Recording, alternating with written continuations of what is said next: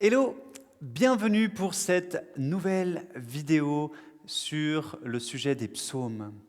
Je suis encore une fois très content de te retrouver et j'espère de tout mon cœur que tu es béni, non seulement par ces petits enseignements que je te propose chaque jour, mais aussi par la lecture personnelle de ces psaumes que tu vis et que tu lis chaque jour.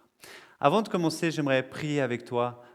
Prends le temps, s'il te plaît, d'écouter et de recevoir cette prière. Père, je te bénis. Merci pour mon frère, ma sœur qui est ici avec moi en train de regarder cet enseignement. Je prie que tu te glorifies, je prie que tu puisses parler à travers moi, je prie que ma bouche soit un instrument entre tes mains et que ta gloire se révèle et que des vies soient transformées à ton image. Merci pour ta parole qui nous fait du bien, qui nous transforme et qui nous libère. Je prie que tu sois glorifié dans le nom de Jésus. Amen. Amen. Aujourd'hui, comme tu le sais, on va lire le psaume 82. Tu as sûrement reçu des informations sur les réseaux sociaux, la page Instagram ou les groupes WhatsApp du groupe de jeunes. Alors je te propose simplement la chose suivante. Lis avec moi ce psaume 82.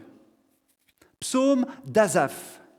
Dieu se tient dans l'assemblée de Dieu. Il juge au milieu des dieux.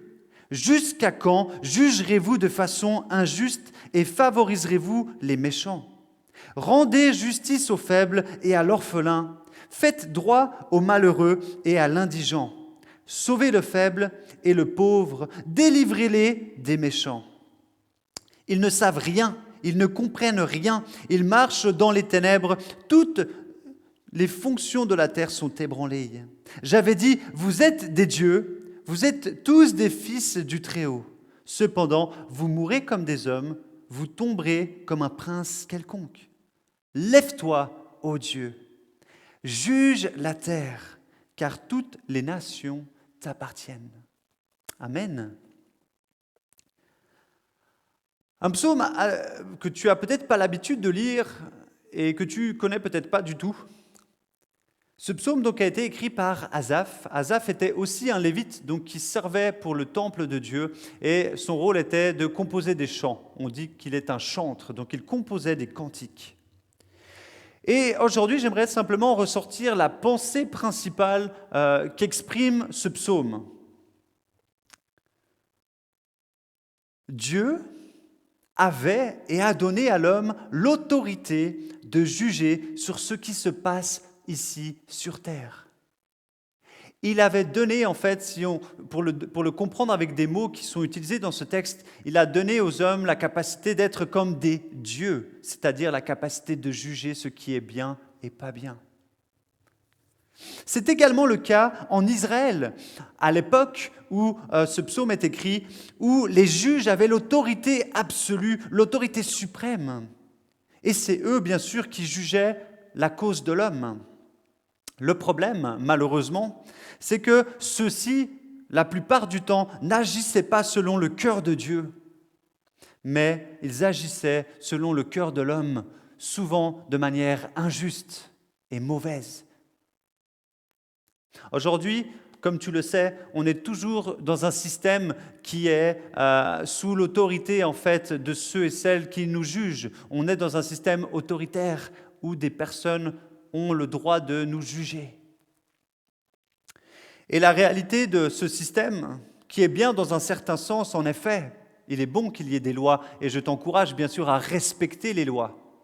Mais malheureusement, aujourd'hui encore, les personnes qui ont l'autorité, bien souvent, ne jugent pas selon le cœur de Dieu, mais sont souvent injustes et pas partiales dans leur jugement. Ils sont partials, ils sont mélangés et ils ne jugent pas avec justice. Ce psaume veut nous encourager et nous rappeler que Dieu, lui, en revanche, est juste et nous fera justice. Et écoute bien, et que quoi qu'il arrive, chacun recevra le juste salaire de ce qu'il aura fait.